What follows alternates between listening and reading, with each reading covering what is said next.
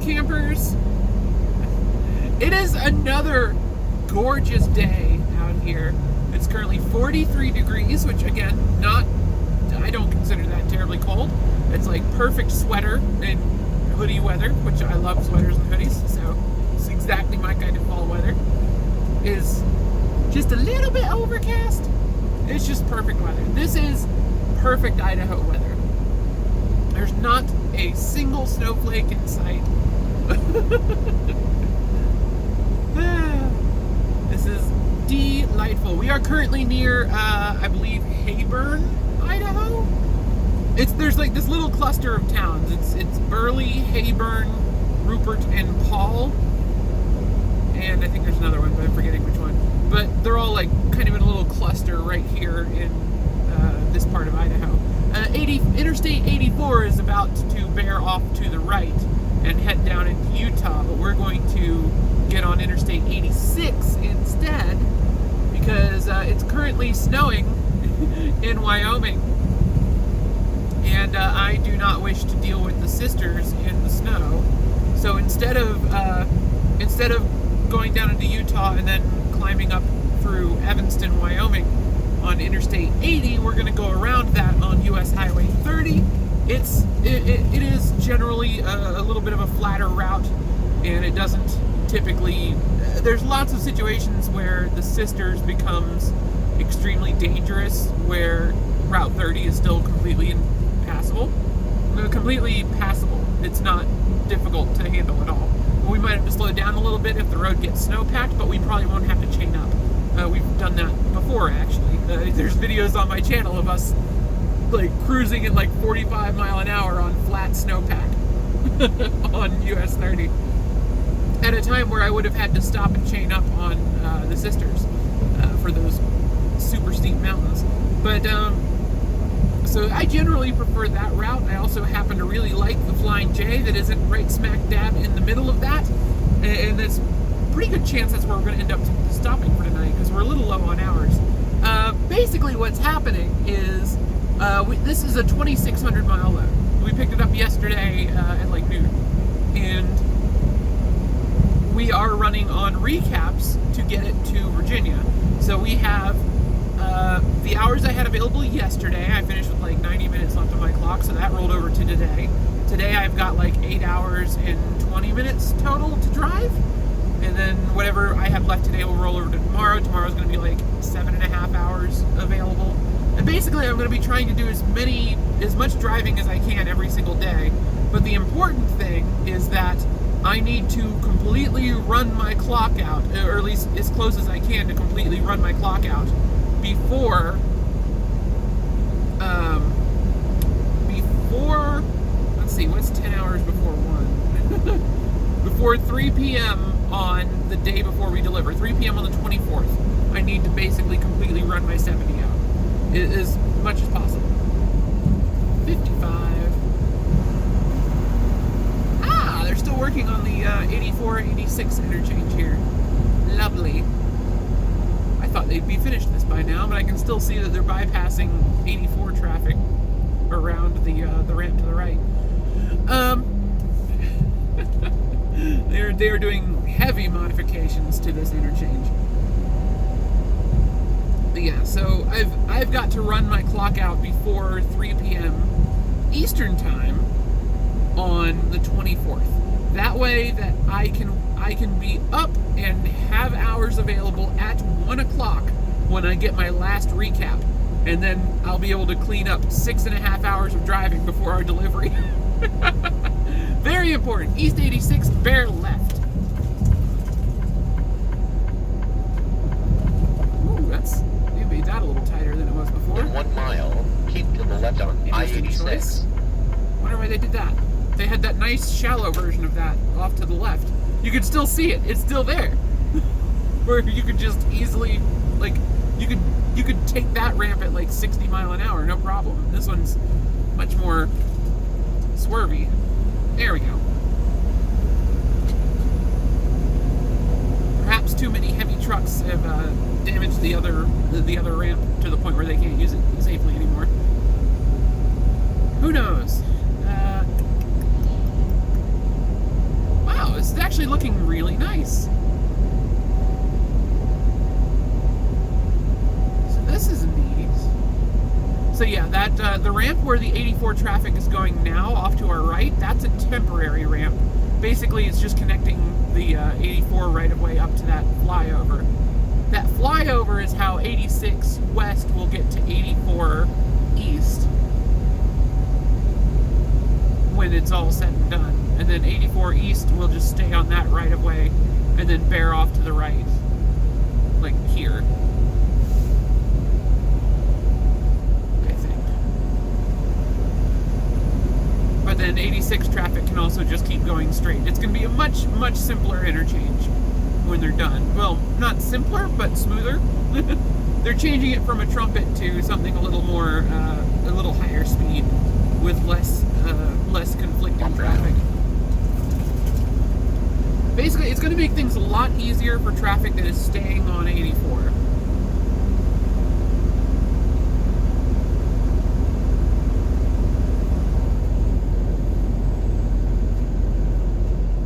Because 84 will become a basically continuous through traffic on both lanes, and they won't have to merge into traffic coming off of 86. Because let's be real, 86, a lot less traffic than 84. So it really did not make that much sense that the previous version of this interchange had 84 traffic merge into 86 traffic. That just baffling.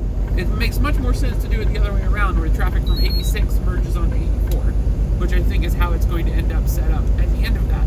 I hope. It's an interesting interchange. It's certainly going to prove a good improvement, I think. I just hope they finish it soon, because I suspect there's going to be some major snowfall up in this general region sooner than usual. Sooner than anyone would like. And it's hard to build new roads when they get covered in snow every day.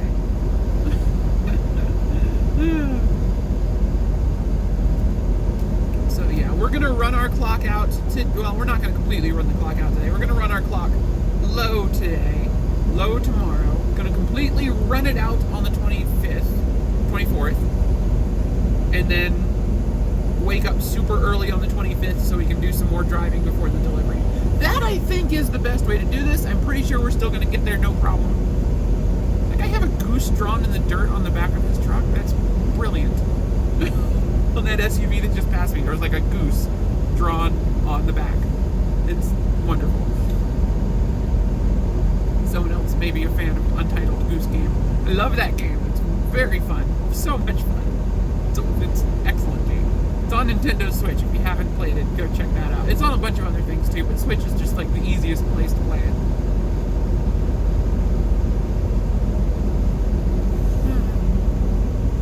So yeah, we are expecting to hit snow in Wyoming. I'm just hoping by taking US 30 instead of Interstate 80 that we're able to avoid a little bit of the worst parts of the snow. Certainly we shouldn't hit the bad snow until we get closer to I-80. And then I think probably Elk Mountain is going to be the part where we risk getting major delays. But I mean, as long as the delay is not more than like 8 to 10 hours before the roads are passable again, we'll be alright. Because at any point during this trip, we can stop and do an entire 10-hour break right in the middle of a day.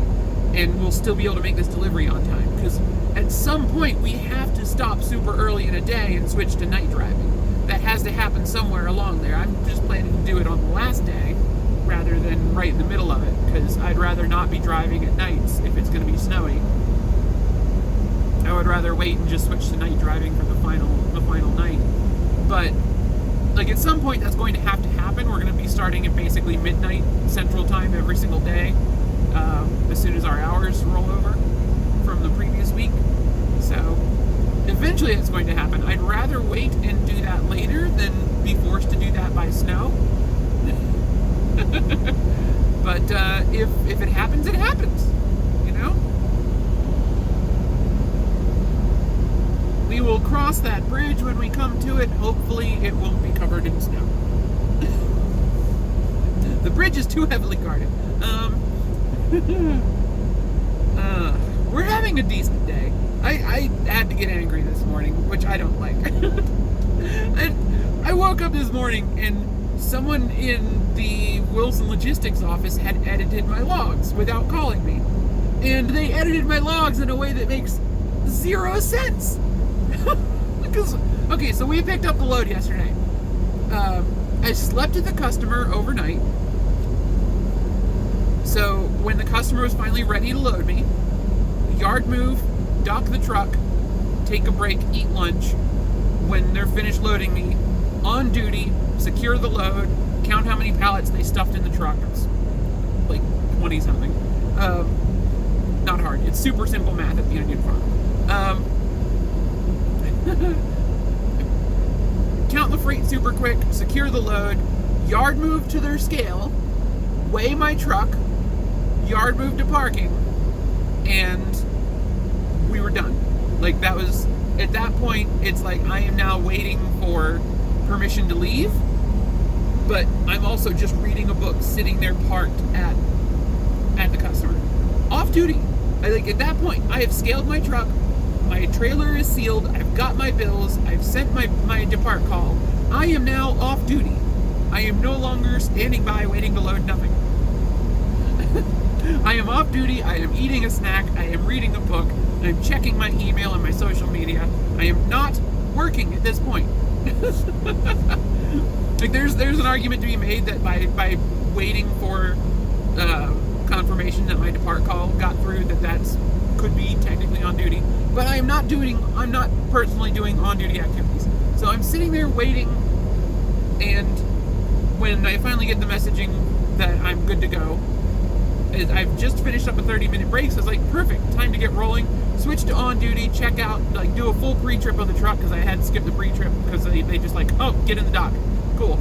So we did the full pre-trip at that point, 30 minutes after loading. So, full checkout of the truck before we get out on the highway. Pre-trip, roll.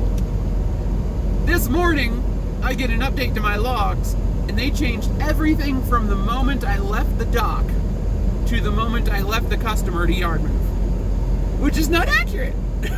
It's not accurate. It's not at all accurate. I was not yard moving around the customer. I was sitting there, like, I yard moved to the scale, yard moved to parking, and then I was just sitting there off duty for like 30 minutes. And then I did my pre-trip and I left. It's like, why would they change that? I don't understand. Why are they making, like, because that instantly, what that did is it cost me 30 minutes off of this trip. Because that extra 30 minutes that they changed to yard move from off duty came out of my 70-hour clock. Thank goodness I stopped with time left on my clock last night, or they'd have given me an hours of service violation by doing that. But I had time left on my clock when I stopped yesterday, so I'm okay. So them doing that to me did not do that. So I went in and changed it myself, and of course, since they changed it to yard move instead of just regular on duty, I couldn't change it back to off duty. I had to change it to personal conveyance. So it's like, well, that's the closest thing to accurate for what I was doing. The truck was not moving, it was not personal conveyance, but it was not on duty, it wasn't yard move, it should have been off duty. So I changed it to personal conveyance, added in my comments like, someone's messing with my logs, I don't know what's going on, unapproved edits from the office, like, and this truck was parked, I was taking a 30-minute break during this time period. It was not personal conveyance, but I can't change it off of personal conveyance, so, cover my butt as much as possible. I don't know what they were doing. I don't know why they changed it to that. Called my logs person. Well, tried to call my logs person. I couldn't get through to logs, and eventually just asked my dispatcher to have them call me. And they talked to me. They're like, well, no one should have edited your logs without calling you, so we'll figure that out, and sorry. So it's like, thank you. All right, cool. I guess they've got some new people in logs. I could not believe that when I woke up. It's like, we're just going to take 30 minutes off of your clock for the week. Just for no reason. Like, I don't understand. Like, why would you go in and change a break? Especially a break that I commented out and everything. It's like, I was parked. I was checking personal email and social media off duty. I'm not working. There was commented. It wasn't just like random thing. It wasn't like no reason that anyone should think I was working during that time period. I don't know why they went in and changed it to yard move. I honestly do not. It's baffling to me. I hope it was just a mistake. Like they were checking out my logs, because I had some edits around there because I was rearranging how everything was logged. Because I you know, forgot to change duty status a couple of times in there for times where duty status changed. So like I just assumed they were like checking out my edits and then maybe accidentally changed it to yard move. I don't know how that would happen, but if it was someone new, you know, I can see where maybe that could happen, and they were maybe just hoping I wouldn't notice. Unfortunately, my logs tell me when someone messes with them. So, fun times, fun times. Anyway, we got it sorted. We got our 30 minutes back on our weekly clock. And we are rolling again. So let's get in the left lane, because I can see arrows. Even though there hasn't been a warning yet that the right lane is going to end, I see the merge arrows up ahead. We are good. We are rolling. We're going to make this delivery on time, assuming we don't get major snow delays. We'll probably still make it, even with some snow delays. I'm fairly confident that we're going to make it. At the very least, I'm going to do as many of these miles myself as I can. Because the more of the miles I do, if I have to split the load with somebody else, I get a bigger cut of the load if I do more of the miles. So, you know, that's the goal, is we want to get as close as possible before we give up on the load if we're not going to make it in time. But we're probably going to make it in time, and honestly, it's not that big a deal if they have to reschedule the delivery, because, I mean, it's just kind of expected at this point in the year. Like, some trucks coming out of Idaho through Wyoming are going to get delayed by weather. It's just going to happen. So it's not that big a deal if it does. They can reschedule it. Walmart will not mind getting their onions 12 hours late. It's a thing that happens sometimes. This time of year, everyone's kind of just gonna roll with it. The important thing is we're going to get it rescheduled as soon as we know we're not going to make it, because I try to stay on top of that sort of stuff. Exciting, exciting times. But yeah, so thank you guys so much for watching and for listening to me rant about someone messing with my logs.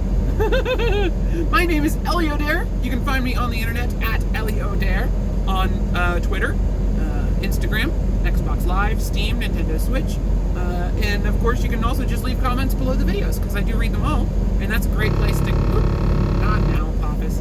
It's a great way to get something in front of my eyeballs, because I do read all the comments still. I am still a tiny YouTuber, so I don't get that many comments to begin with. So if you do leave a comment, I will see it, unless it gets flagged as spam, in which case I might see it in like 6 months when I go and check the spam folder. I don't know. Thank you guys so much for watching, and have a great day.